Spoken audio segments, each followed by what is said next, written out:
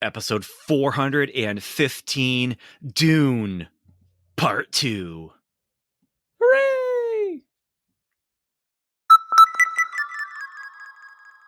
How's it going, Ben? Hey, how you doing? What is this, 1996? How you doing? Have you seen that meme? Yes, I have. How you? Yeah. I just keep expecting them to do one for Part Two where it's just slightly different pictures. How you doing too? Yeah. Yeah. So, hey, this is a follow-up to our December 9th, 2021 episode where we talked about Dune Part 1, episode 376 of Nice. Strangers and Aliens. And yeah, this, man, we've got to talk about this movie. As soon as this thing was done, credits were rolling. I couldn't wait to talk about it with you. You had a chance to see it pretty soon, though. Like you almost got to see it opening night, right? I did. Yes. Yeah. I believe. Yeah, I think we saw it on Friday, so not quite opening. Okay. I was afraid I was going to have to wait until today because because we had our revival services at our church, and they are Sunday night, Monday night, Tuesday night, and Wednesday night. And then I also had a basketball program last Saturday, and so I didn't want to stay up late on Friday, but I had to work on Friday afternoon, and the showings last Thursday just did not fit into our schedule. And and then I was speaking at a chapel at a local Christian school on Friday morning. That was another reason why I didn't want to stay up late. So busy. Yeah. So what I did do was I squeezed it in after services on Sunday, because we do that an hour early. We were done by 7. I was out of the building by 8:30. I was in the theater at 9 with a handful of other people, not many, but it's, Sunday night, 9:00. And yeah, man, I can't wait to talk about this movie with you. Well, I'm extremely happy that you saw this one in the theater because you saw the last one for the first time on your phone. That was my iPad. Yeah, I mean, and we can talk about the theater experiences, but my theater experience in the first Dune, like when they're bombing the ships, the whole theater is just rattling, like, and it was huge screen, and so it was like it's like you're there. Well, but I was wearing headphones, like not just my earbuds, but I think I was actually wearing these headphones I'm wearing right now, and because I couldn't find my earbuds. Did the movie vibrate your body? No, but the sound was high quality. Okay. And I knew it needed to be because I'd listened to the soundtrack before the movie came out, and did the same thing actually for Part 2 here. But I knew it had to be. I knew that, there's going to be a fantastic, bombastic score happening while the movie is going. And I'm so glad I did, because there's whispers, and the volume goes down and up, and it's all over the place. And yeah.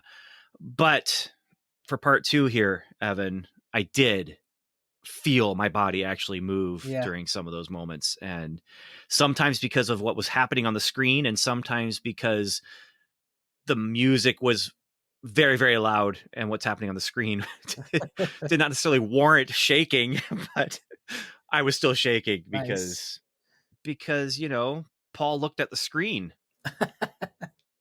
And if he's gonna look at you,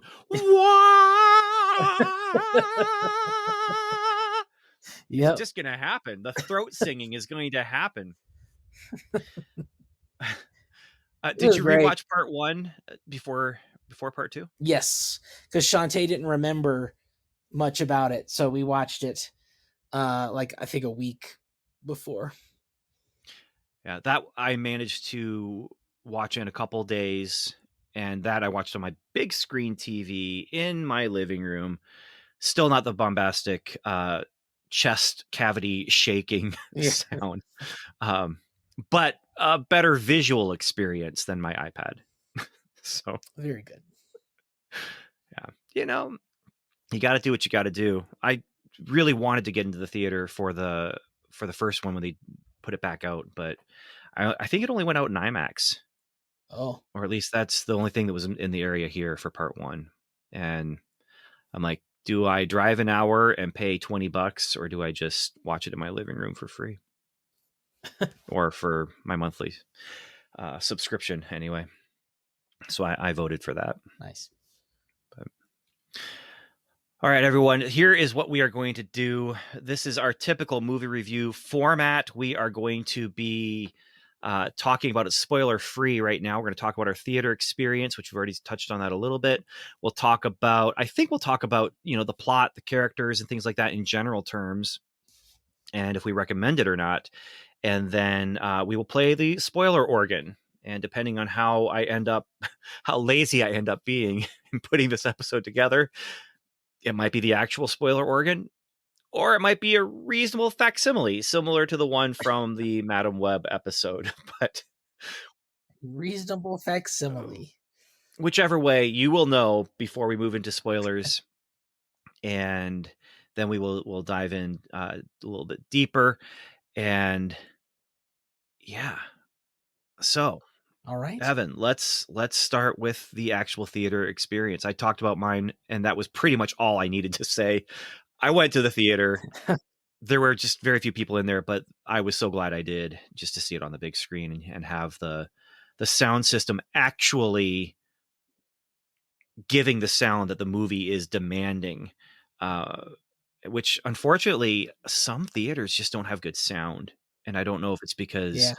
things are breaking down and they just don't get around to fixing it. My local theater here in town, I totally get it there.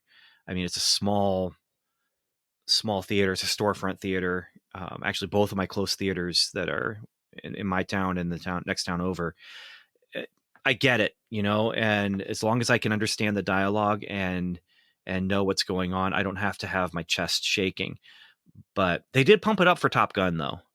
I was glad they did that. Nice. Um, but I feel like the chain theaters, there's really no excuse for it. But dude, the AMC in town that you and I used to go to, uh, Uh the bathroom still has that one urinal just covered with a plastic bag. huh. Like, they still have not fixed it, Evan. I know exactly which one you're talking about. Yeah, no, it's still And I've been broken. I here mean, for just 2 years. what? And I've been in Colorado for 2 years. I know. And it was broken for a while before you left. Yeah. So I don't get what's going on there. Why they won't fix it? They have fixed the air conditioning. I've never been in. What was it, Spider-Man Yeah. Into the Far Spider From Verse Home, or was one of them. one of those Spider-Man movies a long while ago, and it just was so hot in there. I Yes. think it was the first one. I think it was Homecoming, I think you're right.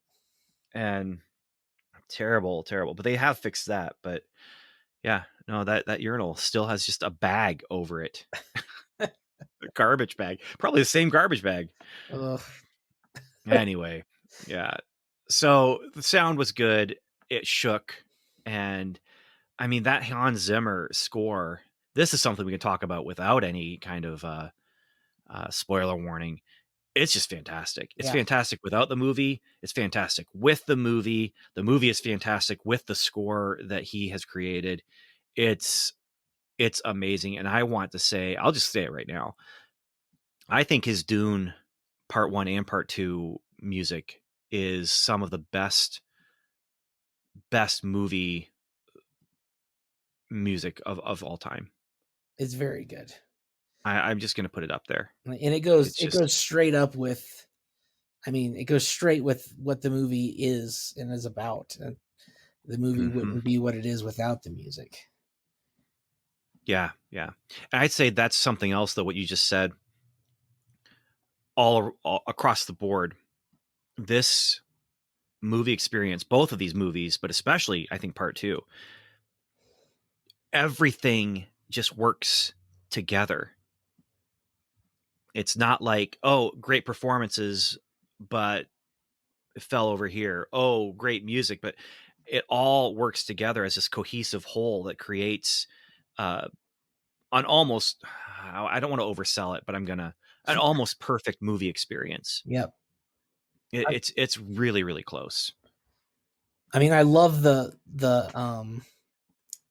quotes that they're put on the TV promos of the critics reviews. Have you seen those?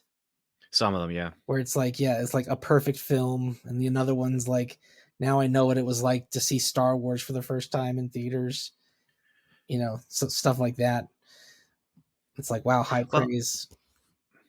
I mean, it's you can kind of chart, especially a film of this sort.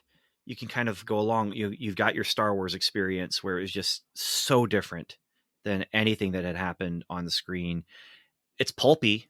It's not the most deep movie of all time. It wasn't the deepest movie of that year, but it just pulled people in, and it made tons of money, and it was big and juvenile but fun and pulpy and all that stuff. And then you have you know I wouldn't say that necessarily the next thing that's like that, but close to the next thing would be Jurassic Park, where Mhm. it's another one where it just changed what people realized movies could do.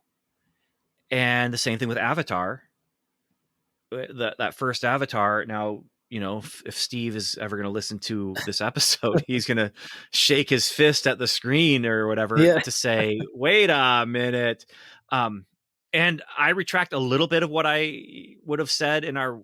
That was Steve and I before Strangers and Aliens when we did our episode about that. Yeah. We got into a little bit of an argument. It was a good natured argument, but a little bit of argument about just it wasn't that great. But the experience was something that was just you had to go to the theater to see that and to experience that. And I would say the same thing here. Yeah. Um, just yeah, and it's not hyperbole to say this is what it was like to see Star Wars in the theater. Uh, I will say there's talk about how the people are calling it's the Empire Strikes Back, right? Uh-huh. They say it's the Empire Strikes Back, and I'd say no, it's not. But I think we have to talk about spoilers to talk about why. Okay. Yeah, but my theater But experience was good. I went with my wife. We went and saw it in the Regal cinemas, and I was very pleasantly surprised that they had cranked up the sound for this, because it wasn't even in the RPX theater. I don't know if you're familiar with that, but that's the theater where they actually do vibrate the seats at certain points. oh, Um, I don't ever want to do that. it's fun. I like it when they do that. But it's yeah, but I mean, when I went and saw the first one, it was in the Alamo Draft House, and they cranked the sound anyway, because they're just like movie. Like, this is for movie people. Don't bring your Mhm. kids into this theater, like that sort of thing. But with this, And don't talk, right? yeah, uh-huh. Yeah. But with this, it was they did it too, and I was like, yes, this is great. Um, but yeah, that was the only concern I had. Otherwise, it was a great theater experience. No weird stuff happened with people.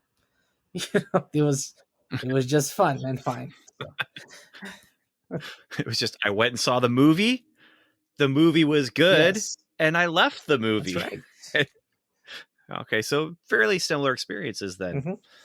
Uh, well, let's just jump into the rating.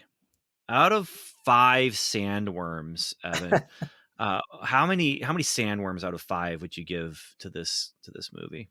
4.5.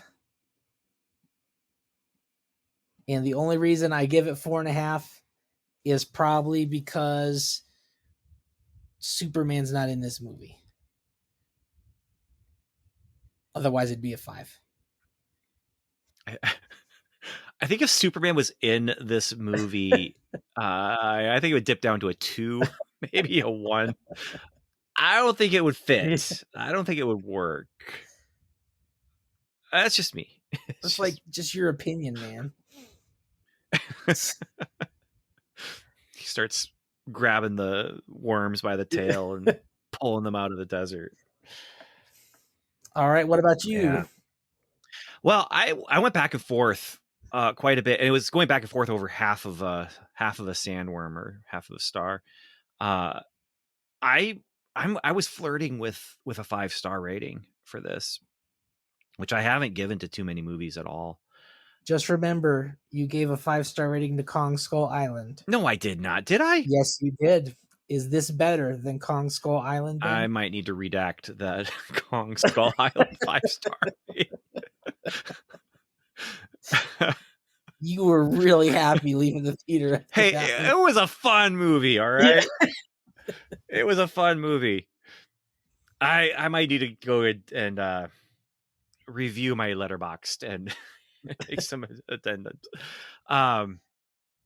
So there's two things that really I can't decide if it pushes it off of 5 stars for me, um, and into 4.5 realm, and one is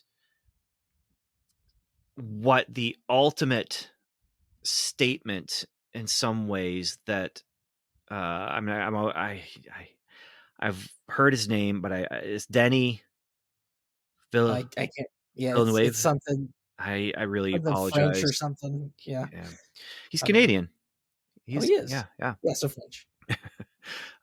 Anyway, what I feel like he was trying to portray about religion, which Mhm. in some ways is actually good, what he's saying, if and when it's true, but then the changes he made to Chani because of what he wanted to say and make a stronger statement about religion. Okay. And so those two things together are what kind of made me kind of teeter between, but I think I am going to stick with a 5, just because, I mean, it just, the script isn't perfect. The dialogue is not 100% like, oh, this is quotable. There's some quotable stuff, um but the script fits perfectly with what the movie needs to be. And the thematic stuff that's trying to say about religion, especially blind adherence to religion and interpretation and different people's interpretation of the same things, is interesting. And you have just the scope of things. I mean, this movie, it does take you to another world. It transports you, and it Yeah. moves along then as you're moving from place to place and scene to scene. It's not jarring when they move from one place to another. It's not uh nothing feels like it's dragging. Yeah. I don't think I ever felt bored. I was tired. I was tired. I had been up, since early Sunday morning, but it kept me going. I do want to see it again in the theater. I don't know if I'm going to actually get a chance to do that, but I'd like to. Um, and If it's still in theaters in April, let's go see it. which it could be. It Yeah. it genuinely could be. Um, yeah, man. Uh, it does what cinema is supposed to do. It transports you. It gives you a story and gives you something to think about. And I said this about the first one. Like it just feel the way it's done. It just feels like it's absolutely real. Like mhm. it doesn't feel fake or false at all. No, there's one stylistic point where when it shifts from one world to another, where I'm just kind of thinking, I don't know, I don't know. But then they kind of give a reason for it, and oh, okay. But even then, it wasn't enough for me to say, oh, bad bad form, Mister Director. Uh, yeah, the characters, they embody their parts, and there's menace and there's joy and there's love and there's hate, and so just the human emotional experience. Anything you want to touch on before we move on to spoilers? Then I guess. I just want to reiterate: if you get a chance, see this thing in the theater. Um, Who do you recommend this movie to? I mean, what like you said, I think the same people who would have enjoyed Star Wars or Jurassic Park. I mean, you don't have to. This isn't a franchise film necessarily. You don't have to be into the world of the characters. Just go watch it. And I don't think it really had any objectionable material in it. So if you like just action, I mean, obviously there's thematic stuff Right. and there's some violence, but Yeah, I would say the objectionable stuff happens off screen in a way that is still meant to disturb you. And if you understand what's going on, it should disturb you. But uh but it's not totally visible. And even then it's more violence related, and it's related to bad people who are awful, terrible, no good, very bad people who do awful, no good, very bad things to other people. Yeah. One more question for you, Evan. I mhm, can't remember this answer from before, but have you seen the other Dune movies? no. And I Okay, so don't you want have. to until I've seen all of these ones. Okay, Yeah. all right, because you have the David Lynch film from '84 that is its own thing. It just they meant it to be a trilogy, but it didn't get any further than just the first movie. And then they had the Sci-Fi Channel TV movies. Oh, There were, yeah, and that's much more true to the book. I would say even than this okay. maybe, um, but I mean it feels like I think it's from around 2001, 2002, and it feels like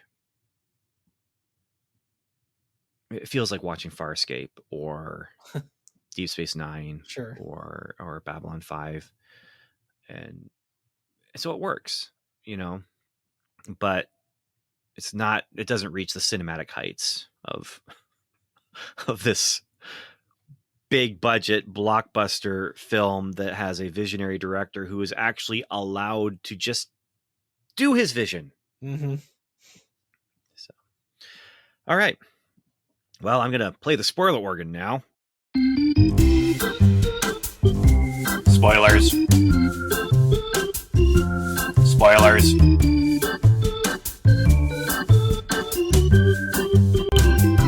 Spoilers. Oh, All right, Evan. It's all game. Like we can hey, talk about anything we want to. lead on, sir, because there's so much to Okay. talk about. So you steer the ship. Oof. Uh we'll talk about the change. We'll talk about the Chani change. Okay, because Um know nothing about the character, so I just took this movie as canon. well, and that's the thing. It works as a standalone. If there was no book, I wouldn't even have a reason to complain about it because it's the character. It's the way that they set up the character from the beginning. It is a logical character arc for her to follow. It's just not the character arc that the book takes her on. Okay, In the book, she goes along with the marriage at the end. So it's a political thing, and it's meant to be a kind of mirror image of Paul's mother and father. And so Paul's father, the Duke, has a concubine that he is dedicated to and can't marry mm, for various reasons, but they might as well be married. They have a child together, they support each other. He respects her, he allows her to make decisions and choices that affect the house. She, for all intents and purposes, is his wife, even though it's not a legal marriage. right, And so that's kind of what they then set up. The one difference being that Paul says, I'm going to marry the princess to make this political alliance with the imperial house. And Chani is his concubine wife, and for all intents and purposes, is his wife. right, And the emperor's daughter, then, she still has a very important, vital place in the universe of Dune, as you see in this, where she is kind of the record keeper of history. right, And actually in the book, there's these historical snippets in the beginning of the chapters, and a lot of them are written by her. And so that's what she's doing in the movie here when she's sitting down and charting the course of history about her father and things like that. And so it's that's what it was supposed to be. Okay. And so I'm stepping into this movie thinking this is a love story that is going to endure to the end of the credits. Right. But instead, we get this Empire Strikes Back cliffhanger ending where she looks intently at the screen And she's mad. and the music, yeah, Yeah. the music swells. Um, yeah, because, and that's another, a big change then is she's not a true believer. Right. And not that she necessarily is in the book, but in the book, she's going along with things in the same way that Paul is kind of going along with things. And recognizing, okay, so these prophecies were planted by the Bene Gesserit. We're going to use that. The Bene Gesserit were planning to use it to their own ends, but guess what? I'm here and I kind of fit the prophecy, and so I get to use it for my own ends. And she was a part of that then. Okay. And so when Paul has children, it's with Chani, and I don't know where it's going to go then, because now that movie, the next movie, Children of Dune, Mhm. or Dune Messiah rather, it can go in so many different directions now because of just this little change with Chani. I doubt it will veer too far off the path, but we'll see. Okay. We'll see. Uh, but anyway, that's it kind of made it teeter for me a little bit, because the other thing you can see that he's doing as a screenwriter and as a director is he is aiming the ship in this direction of religious belief is, if not bad, not something to aspire to. And so you have the chief character, I can't remember his name off the top of my head, Yeah. but he's talking about the prophecy, and he's a true believer. And you have the North and the South kind of a divide. That's not in the book. Um, where the northern people are far more likely to not take everything as set in stone as far as the religious beliefs, and the southern people, they're the Hicks. They're the, the, I would be careful how I say this, but they're the unintelligent ones, because they're the ones who believe in all that claptrap. And Right. Well, and uh so I was getting mixed messages, and maybe it's just because I don't understand what's laid out in the book, but it seems that I mean, to me as a layman just watching the movie, it seems that the prophecies are true and it's somehow the spice actually does give you a way to see into the future. mhm, And yeah, so therefore, like, okay, so this is the future. He's seen it, or at least a possible one, right? And that's what yeah. the prophecies are based on, and all the stuff is coming true. So why and so for me, I'm like, Chani, you're just not believing just because you just don't want to. Like, No, Chani is not believing because Denny doesn't want her to. because who? The director. Oh, yeah. No, it comes back to, because I was thinking about this. There's a little bit of a parallel here where we've had this conversation before about the people who can't write Superman. A lot of times can't write about Superman because they don't believe in the heroic ideals that Superman stands Yeah. for. And so they either have to deconstruct him or they get him wrong. And I feel like that's what we've got here with Den. I really, really should have practiced saying his name, but with the director, I feel like he does not want to say there's a possibility that religious adherence could be a good thing. And because, yeah, what Paul sees is a possible future, and he's trying to avoid that future. Meanwhile, the Bene Gesserit have also seen these futures, and they're trying to guide the future. And that's the whole thing with Paul. Paul should not have been born because his mother, Jessica, was meant to have a daughter. And that's what they were pushing for, was to have that daughter. And then you have, the prophecy that they're trying to do to keep them in power. And Paul's able to use that to his advantage. It's one of those things where, yeah, they're kind of looking into the future, kind of seeing this future that they can try and shape into, but then they're planting seeds of those prophecies, and actually they are guiding the belief system of the Freeman. And so it's kind of cool. It's fascinating world building that Frank Herbert did. And I just feel like Danny Villeneuve, however you say his name, I just feel like he just doesn't want to take that step that allows us to embrace the reality Well, of I don't think he's got a belief. choice with even just with what is presented to us on the screen, because I mean that one part where Paul just walks into the ceremony and just starts calling people out, and he knows all their deepest darkest secrets. And Yeah, it's like, well, okay, obviously he knows this stuff, like, so, and he's fulfilling all the prerequisites, so he is the guy. So why are we doubting this? Why are we, I mean, I can understand why Shawnee's kind of mad because she didn't want him to be the savior guy, but like it's all just happening, you know, like it's all yeah, the stuff is yeah. true. So I feel like it's trying to walk a line that it can't walk because of what's set up, even in its own internal canon, Mhm. and definitely in the book canon. I mean, the interesting thing about both the movie and the book, and this is kind of a thematic thing as well, is Frank Herbert was writing a Messiah story, but he doesn't want you cheering for the Messiah. The whole idea behind this, the idea of the Messiah is a bad thing for him. And it comes to, trusting in the authorities too much. You don't want to trust the authority too much.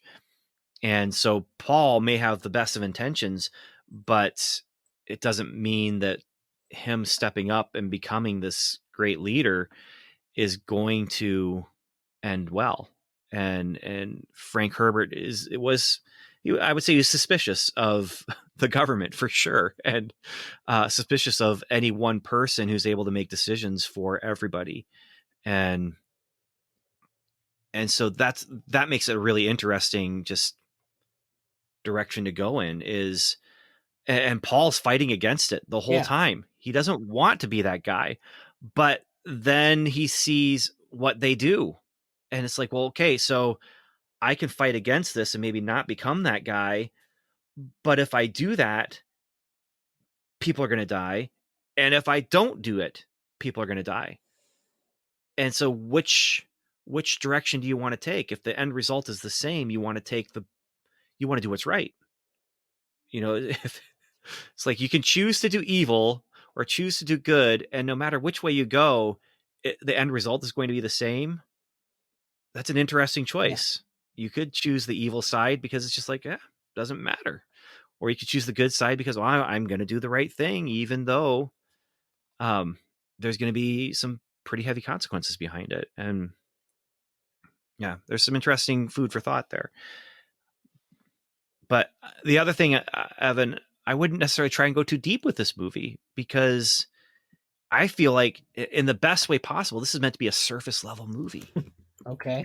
It's meant to take you on a journey to another place, to another realm, and to make you feel things, feel disgust, and feel hope, and feel excitement, and feel your chest cavity shaking.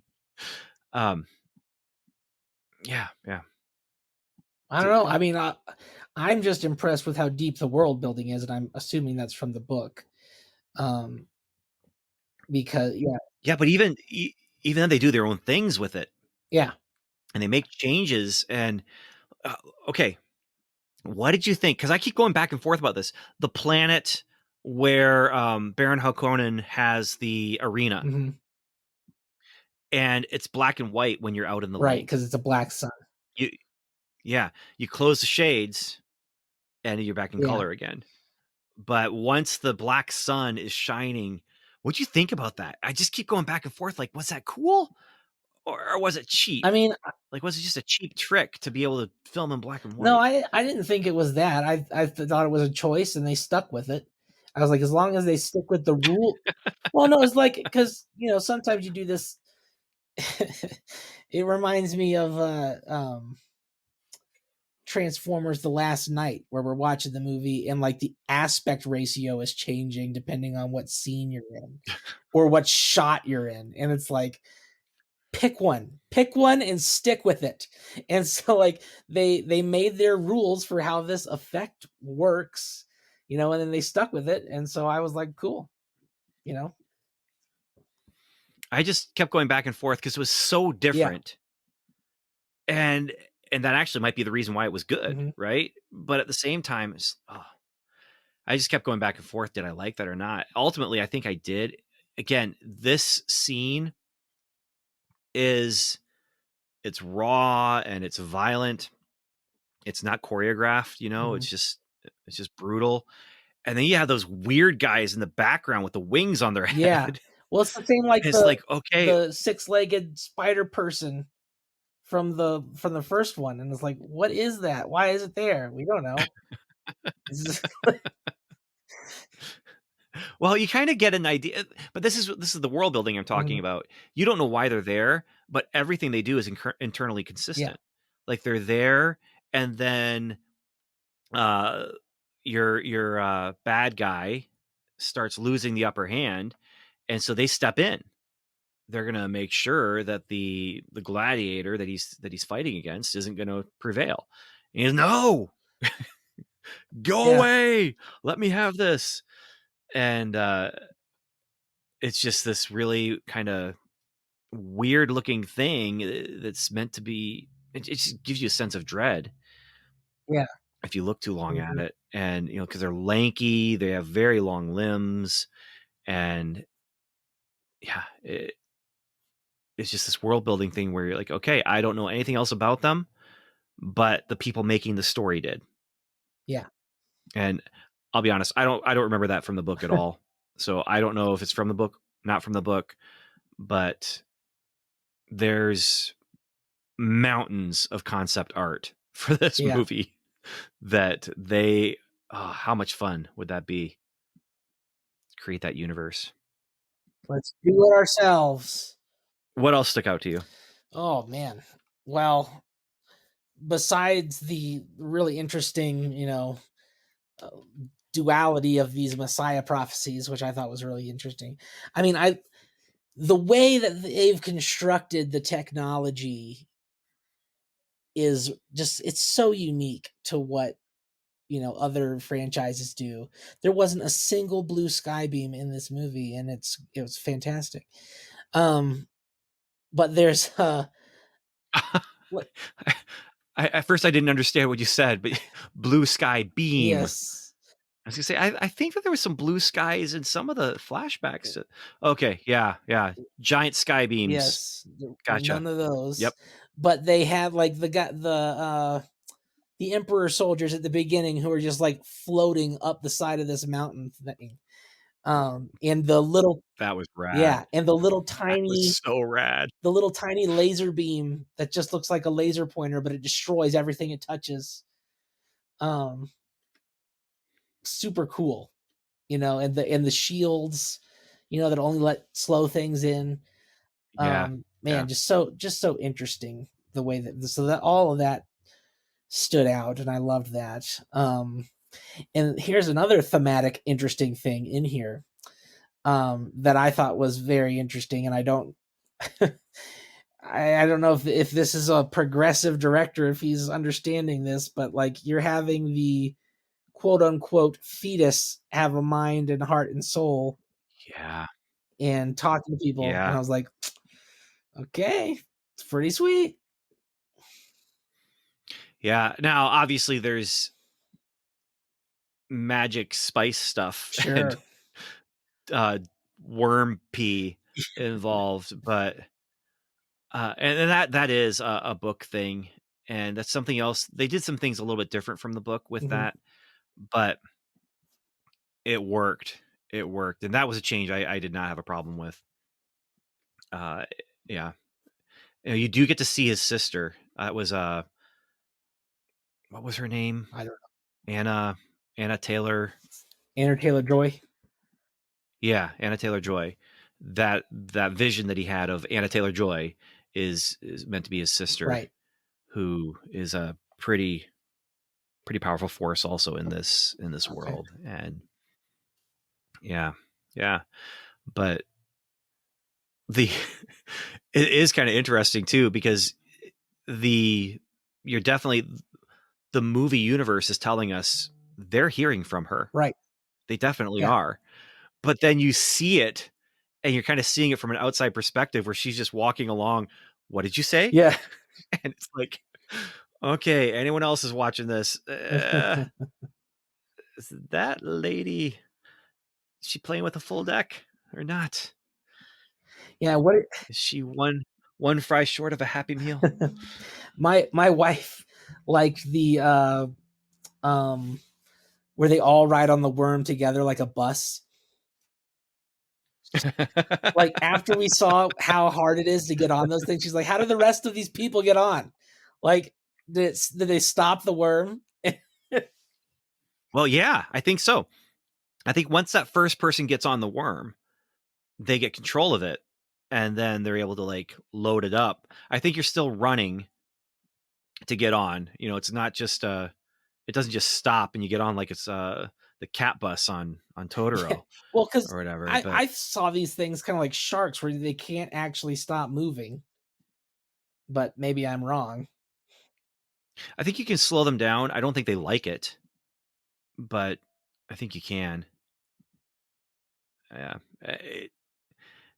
And that is something. I mean, they do travel on it, but I don't remember from the book any time where they're like loading it up with furniture Yeah. so that they can. It's like their camper that they're just taking. Um, I do love that whole idea of just using those hooks, pulling back the scale skin. Uh, it reminds me. Did you ever play Shadow of the Colossus? You let me borrow it, and I played it for like a half an hour, and I didn't like it. So I will still be your okay. friend. I am not exaggerating when I say that is one of my top 5 video games of all Nice. time. Unfortunately, like the other 4 in my top 5 video games of all time are, prefaced with or prefixed with 2600. So like it's uh so maybe it's not saying much about my taste, but that game, man. But it's that idea of, you make things uncomfortable for the creature to control the creature just enough that it doesn't like rebel completely against you. You just want the creature to you want to guide the creature with Mhm. discomfort. And when you think about it then too, like just that whole like environmentalist idea of, a holistic uh, Mhm. ecosystem, you know, it's really unfortunate for the worms that they get used like that. But then at the same time, they also just completely obliterate anything and everything that comes on the sand.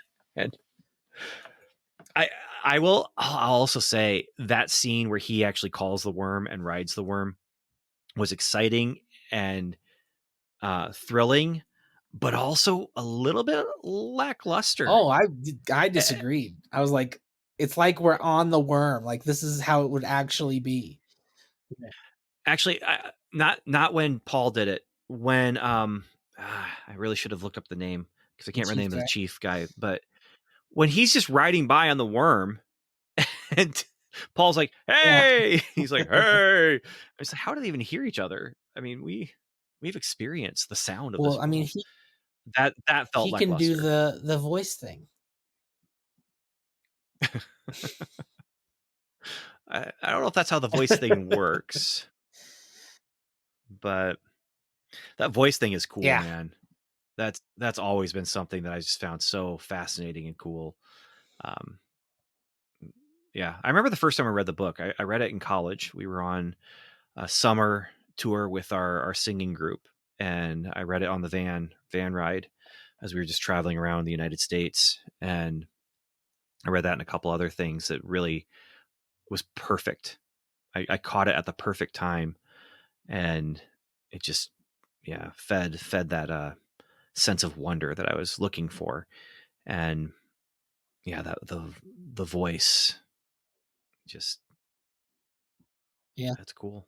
It's cool. I really liked seeing But the emperor and the princess. Um, I thought that just added depth to the world. I thought it was cool. Christopher Walken, Yeah, man. he was He was yeah, he great was though. subdued. Yeah, Mhm. he did a good job. And was on set maybe Yeah, twice, maybe yeah. 2 days. I expected to see more of him. I don't remember if I actually saw anywhere that he had been cast. And so I was watching YouTube and a Dune trailer came up and I was like, "Is that Christopher Walken that I just saw there?" And and then he's in the movie. And yeah, and his daughter too. So was it Florence I Pugh? don't know. She's Black Widow's sister. It's Yeah, Black Widow. Yeah. Yeah. Um again, she was very subdued. There's a lot of subdued performances in this. yeah. But I thought But I was like, again, I liked her it's because I'm like, finally, an fitting. actual good guy. Like, if there's one Uh-huh. unambiguous good guy, it's her. And Or yeah, close enough to it, yeah. Yeah.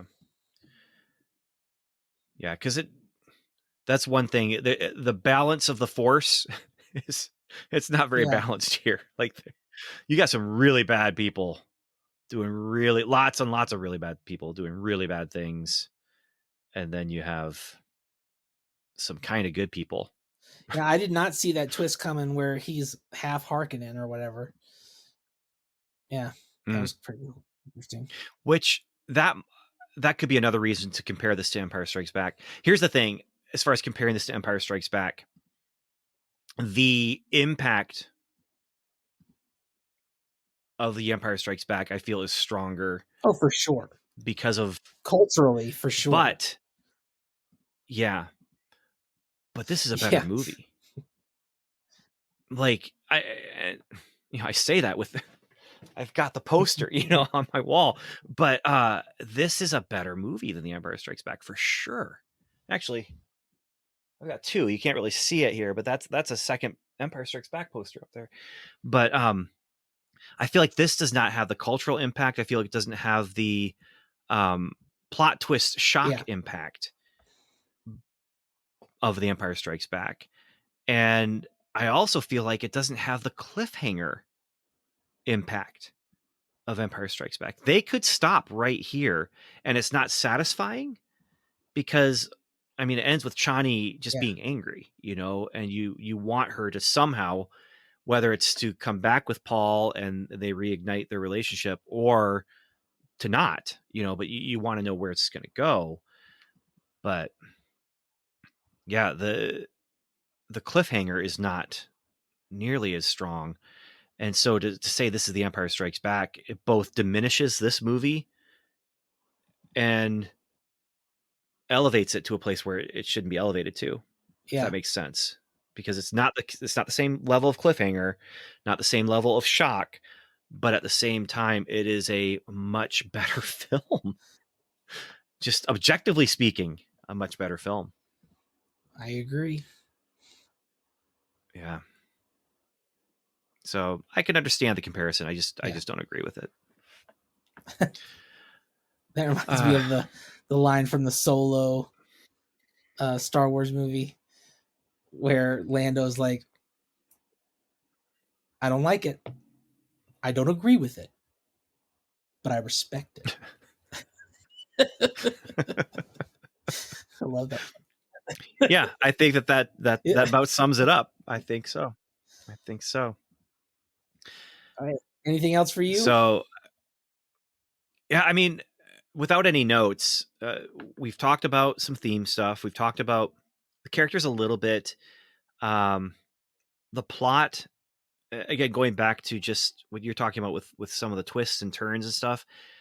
I even knowing what I knew about the books and having seen the 1984 version multiple times, probably more than I should admit, and having seen the miniseries and having recently reread the book, Um, I didn't care. I was swept along with the story, and then you talk about style. Yeah. I mean, it's a combination of all four of those things, probably with emphasis on style, uh, Mhm. cinematography, music, all that stuff. Um, but then there's just that fifth factor, the enjoyment factor, and man, did I enjoy myself Yeah. at this movie. And there's a part of me that's a little bit sad that because Dune Part One and Part Two are so long, I'm probably never going to have an opportunity to sit down and just watch them both together unless I get COVID Ben, again. you always say stuff Um, like that. I'm never gonna do this again. I'm never gonna have time to do this again. I mean, retirement's no, no, no, coming. no. I'm not that close. But at some point, But no, no, no. What I'm saying is I'm going to watch these again. I'm probably going to end up in, when it hits HBO Max, I'm probably going to take a week where I'm going to be watching through these two movies.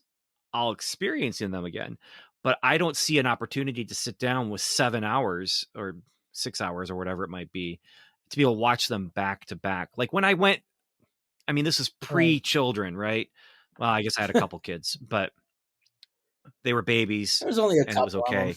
But when I went, but when I went to that full day showing of Lord of the Rings Yeah. and got to see Fellowship, Two Towers, and Return of the King, it was the extended edition of the first two.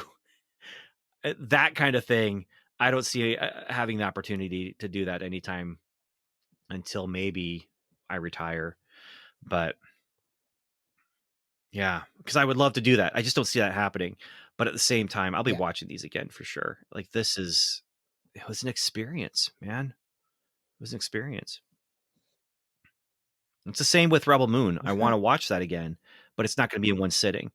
Uh, Well, I don't wanna watch the non-Snyder cut again. well, I'm excited to watch both Snyder cuts of the both parts back to back. it'll be interesting to see if it,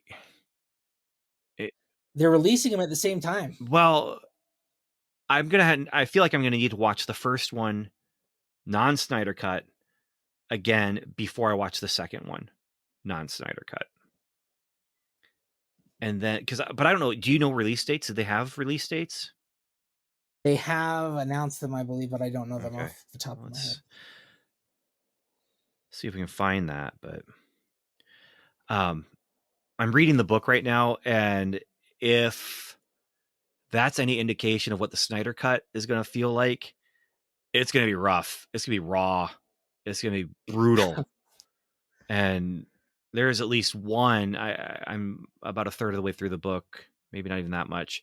There's one really explicit scene in there that I feel like, okay, this is. I hope this is the author throwing this in because I do not want to see this. But Well, did Zack Snyder make this whole thing up? it's all him. Yep. Oh, really? Okay.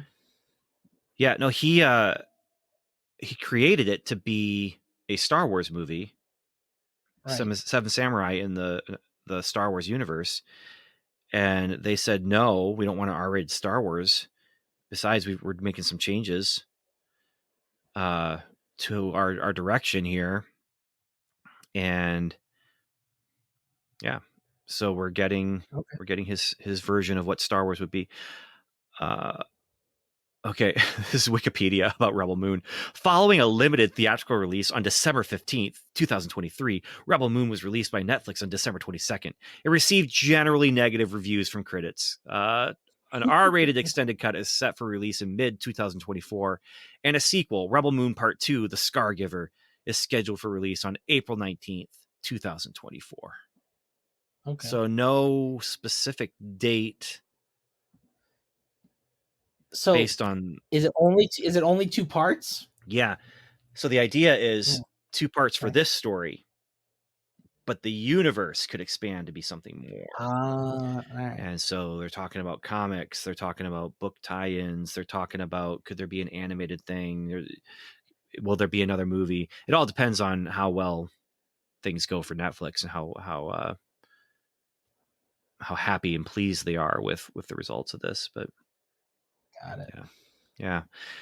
Uh, anyway, I'm a little bit nervous about what the R-rated cut is gonna include. Okay. So, but I'm reading the book because of the similarities to just this Dune idea, where even though, okay, so Dune Part One, Dune Part Two, they're taking one book, cutting it in half, and giving you a complete story. But Rebel Moon was always intended to be, um, I think, 2 movies.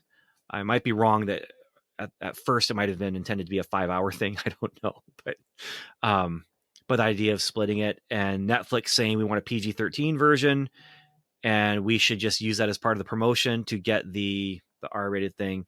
But the it's just interesting to me to see like these visionary director visions of just cool sci-fi, Yeah. and Dune is a franchise, yes, kind of, but most of the world doesn't care about the franchise. They just care about Hmm. what these 2 movies.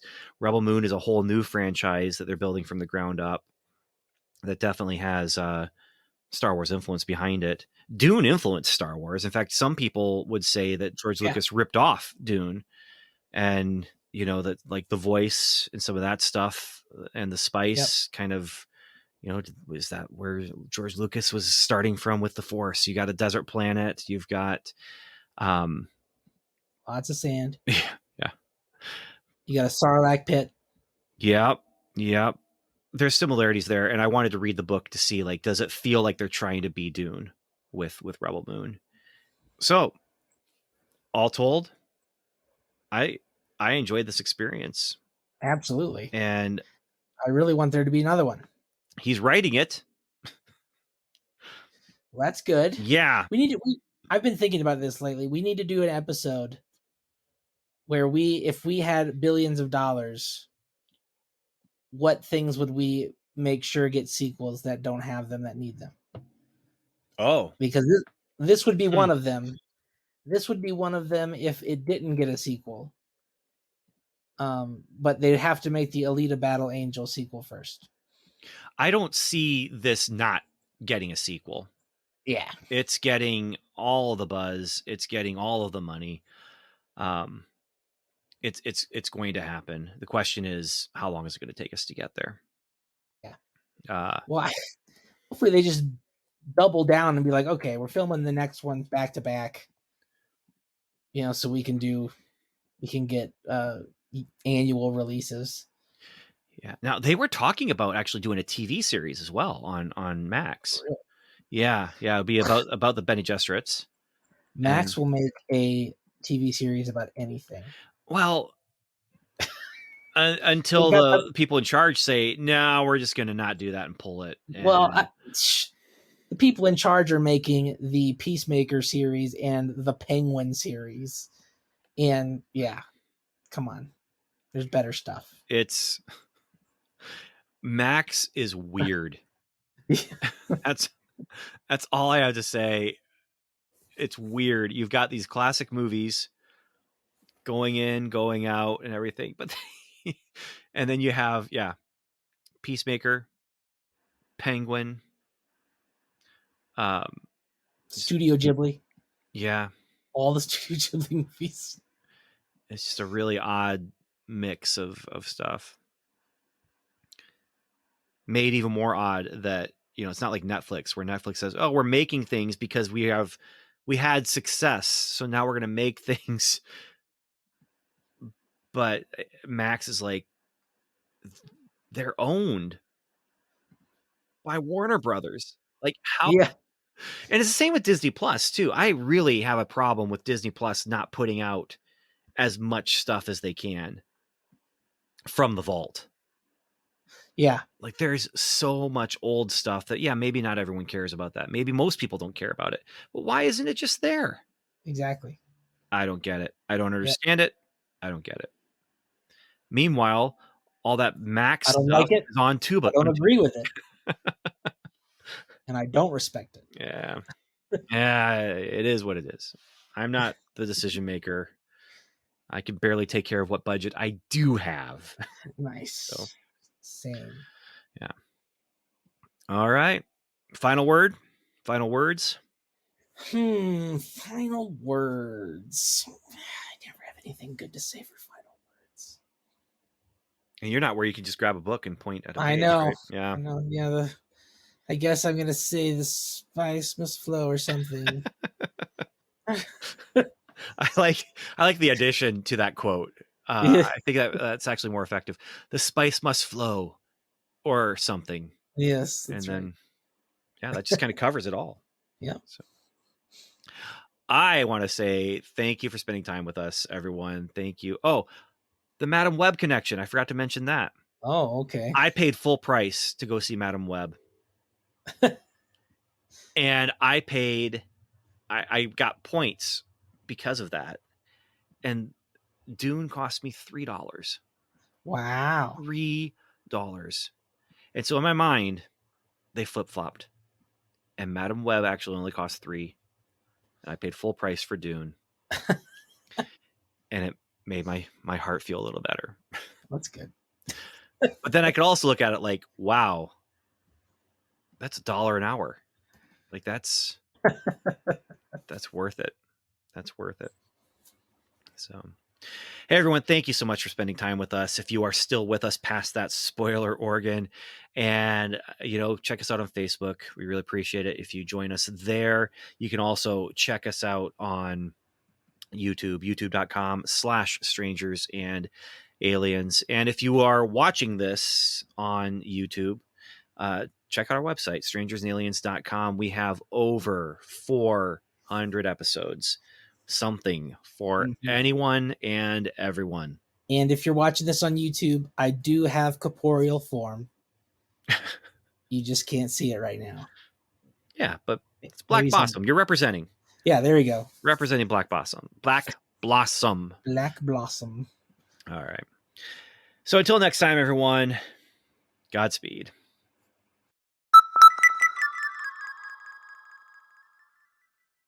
All right. And if, again, depending on how lazy I feel, you might get the real thing or you might get this. Spoiler. Spoiler.